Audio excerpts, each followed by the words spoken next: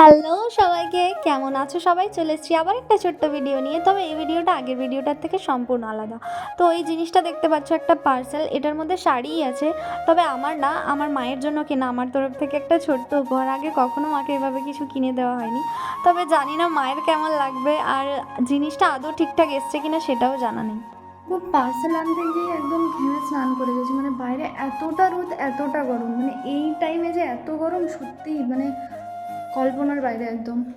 হ্যাঁ, আমি আগের ভিডিওতে বলেছি যে আমার সূর্য দেখতে খুব ভালো লাগে, তবে এই রাগী সূর্য আমার একদম পছন্দ না। মেন কথায় যারা বাইরে কাজ করে না তাদের ভীষণভাবে অসুবিধা হয়। তো আমি পার্সেলটা এনে কাকিমাকে দেখিয়েছি, কারণ শাড়ি সম্পর্কে আমার অতটা ভালো ধারণা নেই। তো কাকিমাকে ডাকলাম আর বললাম যে তুমি দেখো। আর কাকিমা পার্সেলটা কিছুতেই খুলতে পারছে না, বলছে কী রে বাবা এত শক্ত। তো শেষমেশ পারলই না, ছেড়ে দিল। তো আমি খুলে আবার কাকিমাকে দিলাম আর বললাম যে দেখো তো হাত দিয়ে কাপড়টা কেমন এসছে। আমি আগেই বললাম যে আমার শাড়ি নিয়ে সত্যি কোনো আইডিয়া নেই, মায়ের শাড়িগুলোই পরি, মা যেগুলো কেনে। আর মেন কথা, আমার জামা নিয়েও কোনো আইডিয়া নেই।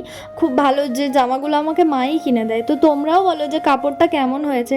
আর কালার কম্বিনেশনটা আমার খুব ভালো লেগেছিলো, যে হ্যাঁ মাকে পরলে ভালো লাগবে। আর মা হেভি হেভি শাড়িগুলো পরতে পছন্দ করে না, ডেলি বেরোয়, তো ওই জন্যে হালকা শাড়িগুলোই প্রেফার করে। তো বলো সবাই কেমন হয়েছে শাড়িটা।